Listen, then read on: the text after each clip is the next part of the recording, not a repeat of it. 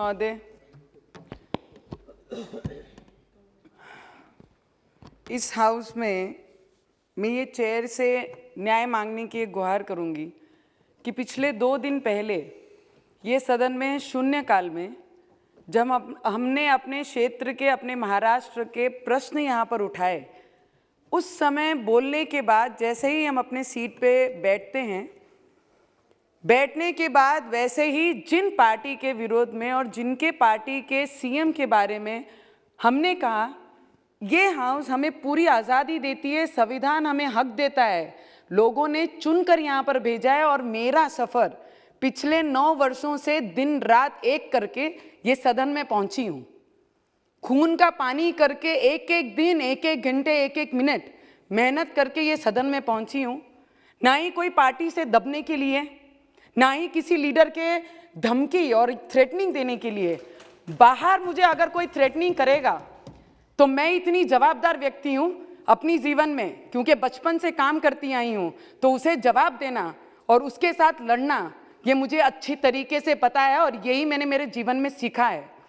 पर जब आपके रहते, इस चेयर पे विराजमान रहते हुए अगर कोई व्यक्ति यहाँ से गुजरते हैं और उनका नाम, मैं आपको एक बात बताना चाहूँगी, आदरणीय बाला साहेब ठाकरे जब तक थे तब तक छत्रपति शिवाजी महाराज के विचार शिवसेना में जीवंत थे, पर जब से बाला साहेब ठाकरे नहीं हैं तब से शिवसेना में महिलाओं का रिस्पेक्ट खत्म हो गया है। और उस दिन, जिस दिन मुझे आपको इस पे टाइम देना पड़ेगा, आप बल्कि इसके बाद मुझे वक्त ना दें, मैं आपसे ही सिर्फ विनती करूंगी।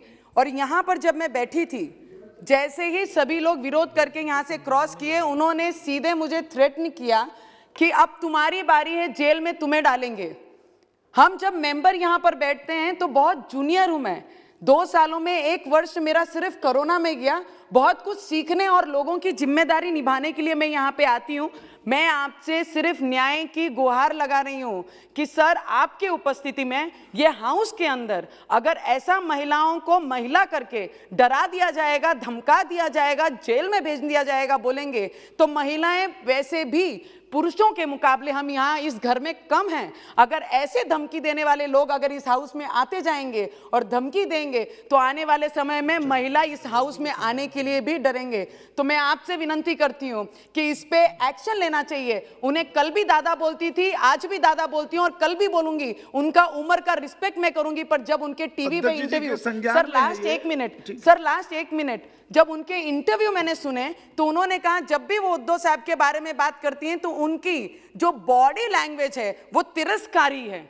मुझे अब ये सिखाएंगे या महिला सांसदों को ये सिखाएंगे कि महिलाओं की बॉडी लैंग्वेज हाउस में किस तरीके से होनी चाहिए? अरे हमारे फादर और मदर, हमारे पेरेंट्स हमें सिखाते हैं कि जिंदगी में लड़ लड़ के आगे कैसे बढ़ना चाहिए, और इनसे हमें बॉडी लैंग्वेज सीखने की जरूरत नहीं है। मैं आपसे न्याय की मांग करती हूँ कि आपकी चेयर मुझे इस बात के लिए न्याय देगी, नहीं तो इस सदन में हर कोई महिला आने से डरेगी। सर, धन्यवाद आपका।